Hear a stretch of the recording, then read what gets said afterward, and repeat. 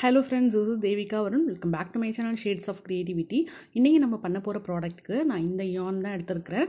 அதாவது கங்கா பிராண்டோட மேரி go round அந்த yarn எடுத்துர்க்கறேன். இது வந்து ஒரு பண்டல் பாத்தீங்கன்னா 100 கிராம் வருது. So 100% acrylic yarn தான் இதுவும். 4 size medium. So size வந்து 4 medium size ஓடது. Hook size வந்து இதில் என்ன ரெஃபர் பண்ணியிருக்காங்கன்னு பார்த்தீங்கன்னா ரெக்கமெண்ட் பண்ணியிருக்காங்க அப்படின்னு பார்த்தீங்கன்னா 6.5 mm. ஸோ அதே ஹூக் சைஸ் தான் நானும் எடுத்துருக்கிறேன். 6.5 mm தான் எடுத்துருக்கிறேன். தென் சிசர் இன்ச் டேப் எடுத்துக்கோங்க. ஸோ இந்த மாதிரி பண்டலில் கேக் பண்டல்லலாம் உங்களுக்கு சென்டராக வந்து கொடுத்துருப்பாங்க. அந்த எண்டு வந்து சென்டராக தான் இருக்கும். ஸோ அது உள்ளேருந்து நீங்கள் இந்த மாதிரி புல் அவுட் பண்ணிக்கலாம்.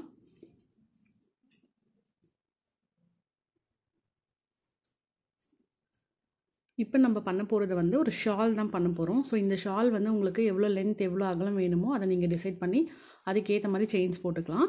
செயின்ஸோட கவுண்ட் வந்து ஈவன் நம்பராக இருக்கணும். இப்போ நான் வந்து சின்னதாக தான் பண்ண போகிறேன். ஸோ 30 செயின்ஸ் போட்டுக்கிறேன். ஸோ உங்களுக்கு எவ்வளோ அகலம் வேணுமோ அந்தளவுக்கு செயின்ஸ் போட்டுக்கலாம். செயின்ஸோட கவுண்ட் வந்து ஈவன் நம்பராக பார்த்துக்கோங்க.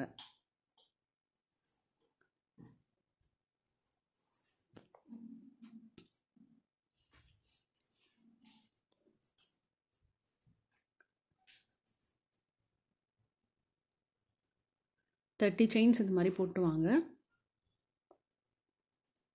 இது வந்து எனக்கு எக்ஸாக்டாக எவ்வளோ இன்ச்சஸ் இருக்கும் அப்படிங்கிறதும் நான் காமிச்சிடுறேன். ஸோ எனக்கு வந்து 8.5 inch இருக்குது.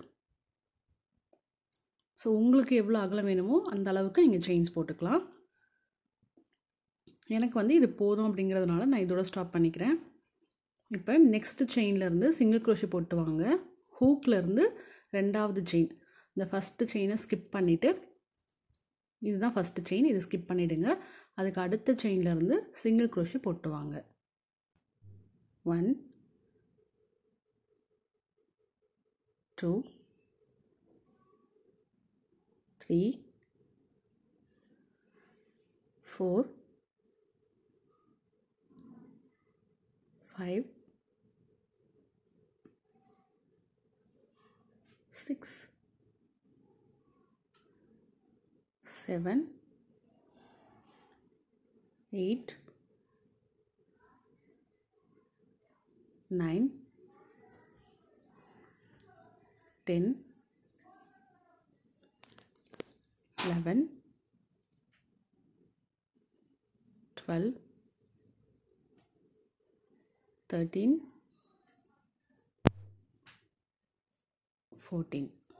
14 சிங்கிள் க்ரோஷே இப்போ நம்ம பண்ணியிருக்கோம். நெக்ஸ்ட்டு செயினில் ஒரு சிங்கிள் க்ரோஷே,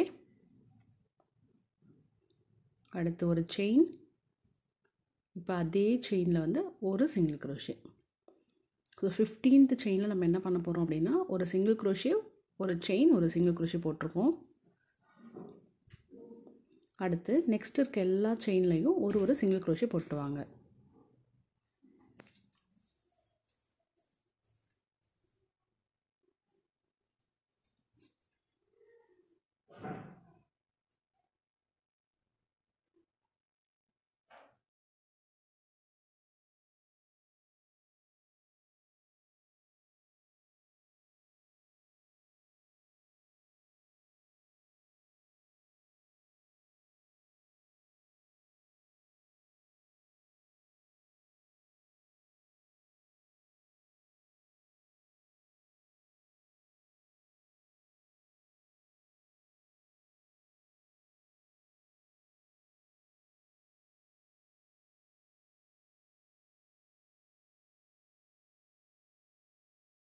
ஃபுல்லாக நம்ம ஸ்டிச் பண்ணி முடித்ததுக்கப்புறம் இந்த ஷேப் பார்த்திங்கன்னா உங்களுக்கு வி ஷேப் மாதிரி இருக்கும்.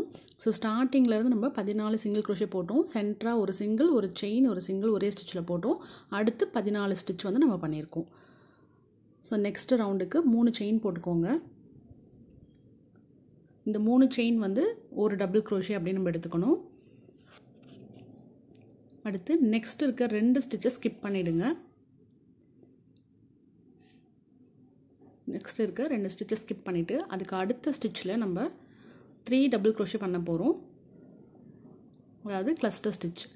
ஸோ ஒரே ஸ்டிச்சில் நம்ம 3 டபுள் க்ரோஷே பண்ணினோம் அப்படின்னா அதை வந்து நம்ம கிளஸ்டர் அப்படின்னு சொல்லுவோம்.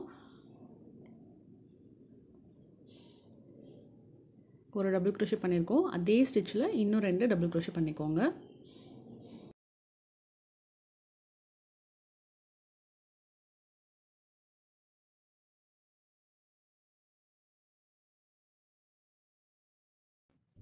ஸோ இப்போ பார்த்தீங்கன்னா ஒரே ஸ்டிச்சில் 3 டபுள் க்ரோஷே போட்டிருக்கோம். இந்த ஃபஸ்ட்டு போட்ட செயின் 3 வந்து ஒரு டபுள் க்ரோஷே, சரிங்களா?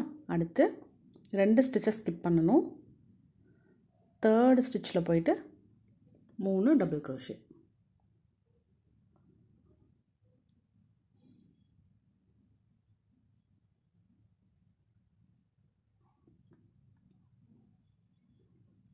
அடுத்து நெக்ஸ்ட் இருக்கிற 2 ஸ்டிச்சை ஸ்கிப் பண்ணுங்கள். அதுக்கு அடுத்த ஸ்டிச்சில் 3 டபுள் க்ரோஷே.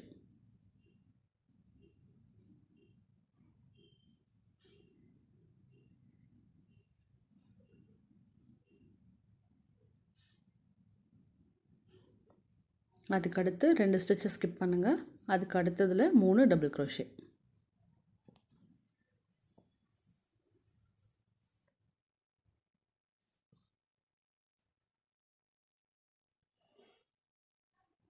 அடுத்து 2 ஸ்டிச்சை நம்ம ஸ்கிப் பண்ணும்பொழுது இந்த சென்டர் செயின் 1 ஸ்பேஸ் வந்துடும்.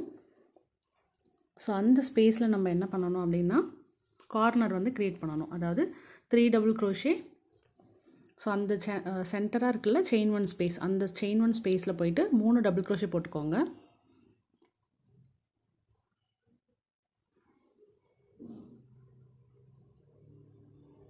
மூணு டபுள் க்ரோஷே போட்டாச்சு. அடுத்து 2 செயின். அடுத்து அதே செயினில் அதே ஸ்டிச்சில் வந்து 3 டபுள் க்ரோஷே.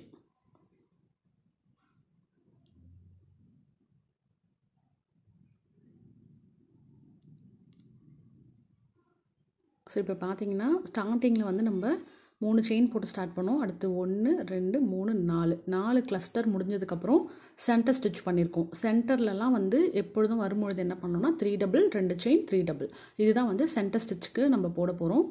அடுத்து 2 ஸ்டிச்சை ஸ்கிப் பண்ணிவிடுங்க. நெக்ஸ்ட் இருக்க 2 ஸ்டிச்சை ஸ்கிப் பண்ணிவிட்டு அதுக்கு அடுத்த ஸ்டிச்சில் போயிட்டு கிளஸ்டர் ஸ்டிச் போடுங்க.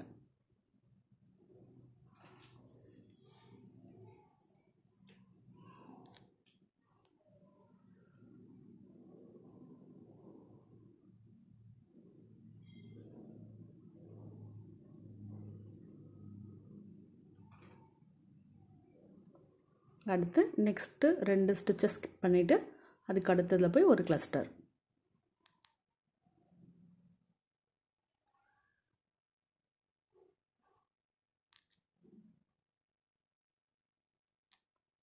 அதுக்கு அடுத்த 2 ஸ்டிச்சை ஸ்கிப் பண்ணிவிட்டு அதுக்கு அடுத்த ஸ்டிச்சில் போயிட்டு ஒரு கிளஸ்டர். 1, அதே ஸ்டிச்சிலேயே இன்னொன்று, அதுக்கு அடுத்த ஸ்டிச்லேயும் இன்னொரு கிளஸ்டர், இன்னொரு டபுள் க்ரோஷே. ஸோ அடுத்து 2 ஸ்டிச்சை ஸ்கிப் பண்ணிவிட்டு நெக்ஸ்ட் ஸ்டிச்சில் போயிட்டு ஒரு கிளஸ்டர்.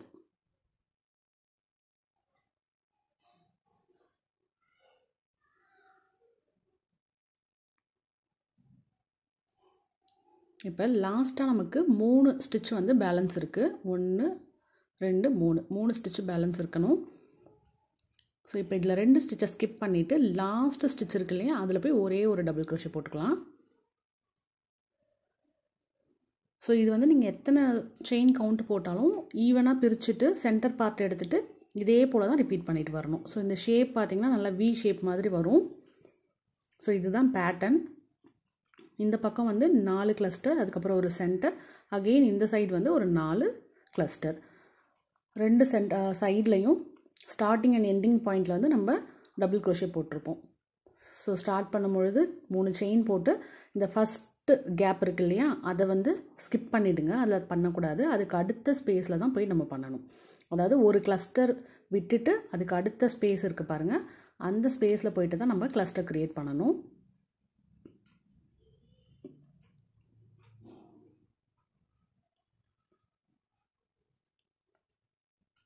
அதுக்கு அடுத்த இருக்க ஸ்பேஸில் அகெயின் இன்னொரு கிளஸ்டர்.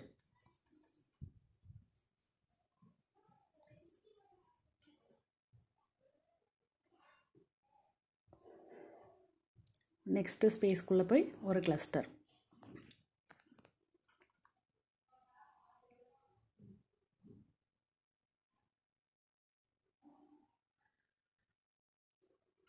அதுக்கு அடுத்த ஸ்பேஸ்க்குள்ளாரையும் போய் ஒரு cluster.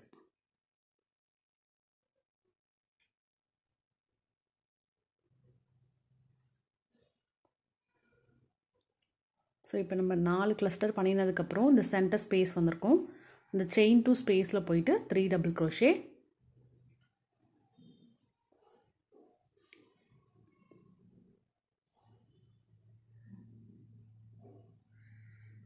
Three double crochet, 2 chain போட்டுக்கலாம். 1 2. அடுத்து அதே ஸ்பேஸில் இன்னொரு 3 டபுள் க்ரோஷே.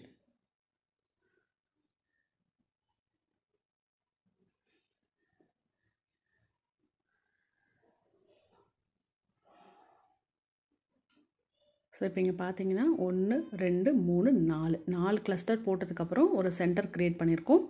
அடுத்து அகெயின் 4 கிளஸ்டர் நம்ம போட்டு வரணும்.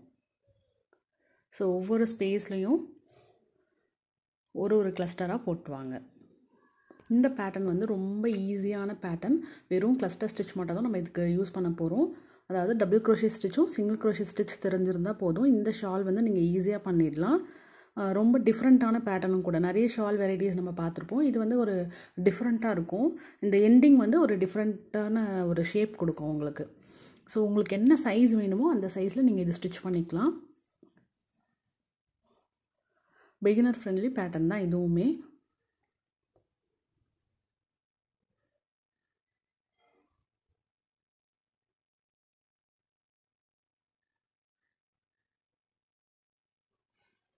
ஸோ இந்த சைடும் சென்டருக்கு அப்புறம் 1 2 3 4 கிளஸ்டர் பண்ணினதுக்கப்புறம் இங்கே ஒரு கேப் இருக்குது பாருங்கள், அதில் பண்ணக்கூடாது. அதை விட்டுட்டு இந்த செயின் 3 போட்டிருப்போம் இல்லையா, அதில் போயிட்டு ஒரு டபுள் க்ரோஷே போட்டுக்கோங்க.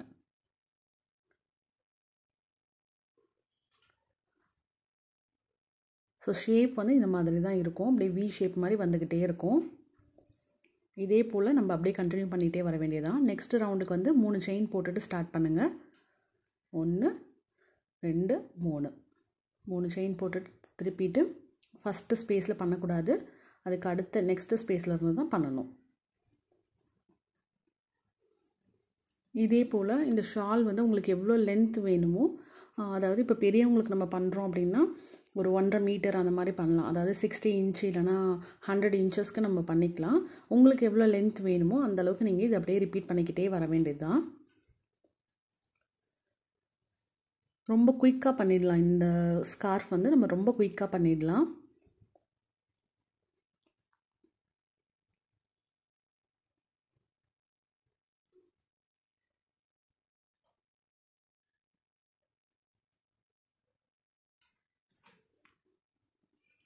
பேட்டர்ன் வந்து ரொம்ப ஈஸியாக இருக்கும். ஸோ அதனால் நம்ம குயிக்காக முடிச்சிட முடியும். இந்த ப்ராஜெக்ட் வந்து நீங்கள் ஒரு நாளில் எடுத்திங்கன்னா அன்னைக்கு கூட நீங்கள் முடிச்சிடலாம். 1 2 3 4 கிளஸ்டர் போட்டதுக்கப்புறம் சென்டர் க்ரியேட் பண்ணணும். ஸோ இப்போ நான் சொல்லியிருக்க இந்த செயின் கவுண்ட்டுக்கு எனக்கு வந்து 4 கிளஸ்டர் வருது. இப்போ நீங்கள் இதை விட அதிகமாகவோ இல்லை கம்மியான செயின் போட்டிருந்தீங்கன்னா கிளஸ்டரோட கவுண்ட் வந்து வேரி ஆகும். அது வந்து செக் பண்ணிக்கோங்க. 2 சைடும் உங்களுக்கு ஈக்குவலாக வரணும்.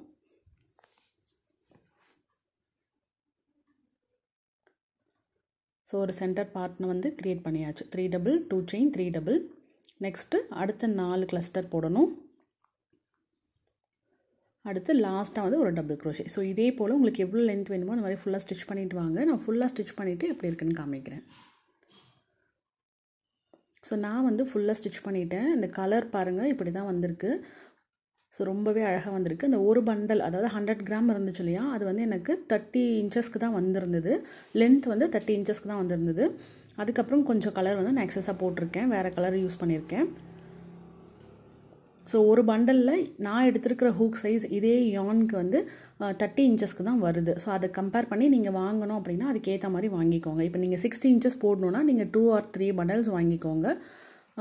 60க்கு மேலே போகிறதா இருந்தால் 3 பண்டல்ஸ் வாங்கிக்கோங்க. 60 இன்ச்சஸ்க்கு மேலே நீங்கள் வேணும் அப்படின்னு நினச்சிங்கன்னா.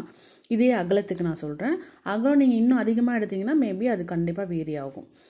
ஸோ உங்களுக்கு எவ்வளோ லென்த் வேணுமோ அது வரைக்கும் பண்ணிவிட்டு ஒரு செயின் போட்டு நம்ம லாஸ்ட்டாக டபுள் க்ரோஷே போடுறோம் இல்லையா, அது போட்டதுக்கப்புறம் ஒரு செயின் போட்டு த்ரெட்டை கட் பண்ணிடலாம். ஸோ இதில் பார்த்திங்கன்னா நம்மளுக்கு வந்து வி ஷேப் மாதிரி வந்திருக்கு இல்லையா. இப்போ நம்ம ஸ்டார்ட் பண்ண வி ஷேப்புக்கும் இப்போ முடிக்கும் பொழுது இருந்த வி ஷேப்பும் பார்த்திங்கன்னா அப்படியே ஆப்போசிட்டாக இருக்கும்.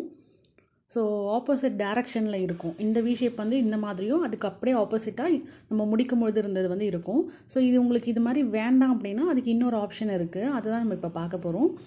ஸோ இதே போல் உங்களுக்கு முடிக்கும் பொழுது எப்படி இருந்ததோ அதே மாதிரி எண்டிங் வந்து ஸ்டார்ட் பண்ண பீஸ்லேயும் வேணும் அப்படின்னு நினச்சிங்கன்னா இந்த மாதிரி ஒரு கிரானி ஸ்கொயர் வந்து ரெடி பண்ணிக்கோங்க. எனக்கு வந்து ஃபோர் ரவுண்ட்ஸ் வந்து கிரானி ஸ்கொயர் நான் பண்ணியிருக்கேன். அது வந்து கரெக்டாக இருக்குது. அந்த சைஸ் எப்படி பார்க்கணுன்றது இப்போ நான் சொல்கிறேன். ஸோ இந்த மாதிரி ஒரு சிம்பிள் கிரானி ஸ்கொயர் பண்ணிவிட்டு ஏதாவது ஒரு கார்னர் ஒரு சைடை வந்து இப்படி நீங்கள் ப்ளேஸ் பண்ணி பார்க்கணும். ஸோ அது வந்து கரெக்டாக அந்த ஸ்கார்ஃபோட எண்டு வரைக்கும் வருதா அப்படிங்கிறத பார்த்தீங்கன்னா, ஸோ நம்ம அட்டாச் பண்ணிட்டோம் அப்படின்னா இதே மாதிரி வி ஷேப் வந்து இந்த பக்கமும் வந்துடும் நமக்கு. இல்லை உங்களுக்கு அதெல்லாம் வேண்டாம், இப்படியே இருக்கட்டும், இதுவும் ஒரு டிஃப்ரென்ஸாக இருக்குது அப்படின்னா அப்படியே விட்டுடலாம். இல்லை வேணும், இது ஈக்குவலாக வேணும் அப்படின்னு நினச்சிங்கன்னா இந்த மாதிரி ஒரு கிரானி ஸ்கொயர் ரெடி பண்ணி வச்சுக்கோங்க. கிரானி ஸ்கொயர் வந்து நம்ம நிறைய வீடியோ போட்டிருக்கோம், அதனால் நான் இதில் சொல்லலை. ஸோ சிம்பிளாக ஒரு கிரானி ஸ்கொயர் ரெடி பண்ணிவிட்டு இப்போ இதை வந்து நம்ம அட்டாச் பண்ண போகிறோம். கிரானி ஸ்கொயர் பண்ணும்பொழுது அதுலேயே எக்ஸஸாக த்ரெட்டு விட்டுக்கோங்க. அந்த த்ரெட்டை வச்சே நம்ம வந்து அட்டாச் பண்ணிக்கலாம். எனக்கு வந்து கிரானி ஸ்கொயரில் 4 ரவுண்டு நான் பண்ணியிருக்கேன். மேபி நீங்கள் பண்ணியிருக்க ஸ்கார்ஃபோட அகலத்துக்கு 5 இல்லைனா 6 அதுக்கு கம்மியாக கூட வரலாம். ஸோ அந்த சைஸை பார்த்துட்டு அதுக்கேற்ற மாதிரி நீங்கள் கிரானி ஸ்கொயர் ரவுண்ட்ஸ் வந்து இன்க்ரீஸ் ஆர் டிக்ரீஸ் பண்ணிக்கோங்க. இப்போ த்ரெட்டு எங்கே இருக்கோ அதை வந்து இந்த மாதிரி திருப்பி வச்சுக்கோங்க. இந்த எண்ட்லேருந்து நம்ம அப்படியே ஸ்டிச் பண்ணிட்டு போகலாம். ஸோ இந்த ஸ்கார்ஃபோட இந்த கார்னர் ஸ்டிச்சில் இன்சர்ட் பண்ணிக்கோங்க. இன்சர்ட் பண்ணிவிட்டு இதில் ஒரு ஸ்டிச்சு இதில் ஒரு ஸ்டிச் ஈவனாக இருக்கும் ஸ்டிச்சஸ்ஸு. ஸோ அதில் அப்படியே நம்ம இன்சர்ட் பண்ணி ஸ்டிச் பண்ணிக்க வேண்டியது தான். ரெண்டுத்தையும் ஒன்று போல் ஸ்டிச் பண்ணிக்க வேண்டியது தான். ஆல்ரெடி ஸ்கார்ஃப் வந்து என்னோடய ஸ்கார்ஃப் பார்த்திங்கன்னா நிறைய கலர்ஸ் அதில் இருக்கிறதுனால நான் கிரானி ஸ்கொயருமே கலராக பண்ணியிருக்கேன். நீங்கள் சிங்கிள் கலரில் தான் ஸ்கார்ஃப் பண்ணியிருக்கீங்கன்னா அதே கலரில் நீங்கள் இந்த கிரானி ஸ்கொயரும் பண்ணிக்கோங்க.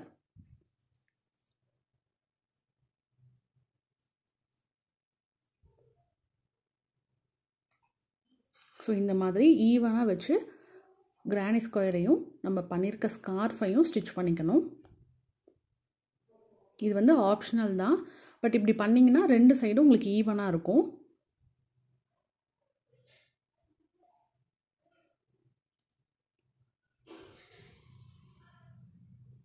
ஸோ இது போல் இது ஃபுல்லாக ஸ்டிச் பண்ணிவிட்டு இந்த சைடும் அதே மாதிரி ஸ்டிச் பண்ணணும். இப்போ நான் 2 சைடும் அட்டாச் பண்ணிட்டேன் பாருங்கள். ஸோ இது வந்து பேக் சைடு. இப்போ இது இன்னொரு சைடு பார்த்தீங்கன்னா சேம் நம்மளுக்கு ஒரே மாதிரி வந்திருக்கும். இப்போ ஷேப்பு நான் வந்து கலர்ஃபுல்லாக பண்ணியிருக்கேன் அப்படிங்கிறதுனால உங்களுக்கு வந்து அது டிஃப்ரென்ஸ் அந்தளவுக்கு தெரியாது. நீங்கள் சேம் கலரில் பண்ணும்பொழுது நல்லா டிஃப்ரென்ஸ் தெரியும் உங்களுக்கு.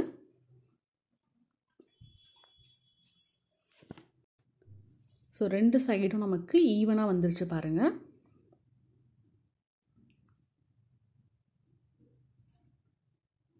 ஸோ ஒரே ஷேப்பில் நம்மளுக்கு கிடச்சிரும். இதில் வந்து நீங்கள் கிரானி ஸ்கொயர் மட்டும் இல்லை, இதை இன்னும் டெக்கரேட் பண்ணிக்கணும் அப்படின்னு நினச்சிங்கன்னா இந்த எண்டில் வந்து நீங்கள் டேசல்ஸும் அட்டாச் பண்ணலாம். அதாவது இந்த கிரானி ஸ்கொயர் இந்த சென்டர் போர்ஷன் இருக்குது இல்லையா, அங்கே வந்து டேசல் அட்டாச் பண்ணிக்கலாம். அதுக்கப்புறம் இந்த கிளஸ்டருக்கு இன்பிட்வீனில் கூட நீங்கள் டேசல் வந்து 2 சைடும் அட்டாச் பண்ணிக்கிட்டிங்கன்னா அது இன்னமும் கூட கொஞ்சம் அழகாக இருக்கும். ஸோ உங்களுக்கு எப்படி வேணுமோ அந்த மாதிரி நீங்கள் க்ரியேட் பண்ணிக்கலாம். நான் டேசல்ஸ் வச்சா எப்படி இருக்கும் அப்படிங்கிறதுக்கு ஒரு பிக்சர் வந்து அட்டாச் பண்ணுறேன், அதையும் பார்த்துக்கோங்க. ஸோ இந்த மாதிரி தான் இருக்கும். இது வந்து வெறும் சென்டர் டேசல் மட்டும் இருக்குது. இப்போ நீங்கள் சைட்லேயும் டேசல் வச்சுக்கலாம், அதுவுமே ரொம்ப அழகாக இருக்கும். ஸோ இந்த வீடியோ உங்கள் எல்லாருக்குமே கண்டிப்பாக பிடிச்சிருக்கும்னு நினைக்கிறேன். இந்த வீடியோ உங்களுக்கு பிடிச்சிருந்தால் லைக் பண்ணிவிட்டு உங்கள் ஃப்ரெண்ட்ஸ் அண்ட் ஃபேமிலி கூட ஷேர் பண்ணிக்கோங்க. நம்மளோட சேனலை மறக்காமல் சப்ஸ்கிரைப் பண்ணுங்கள்.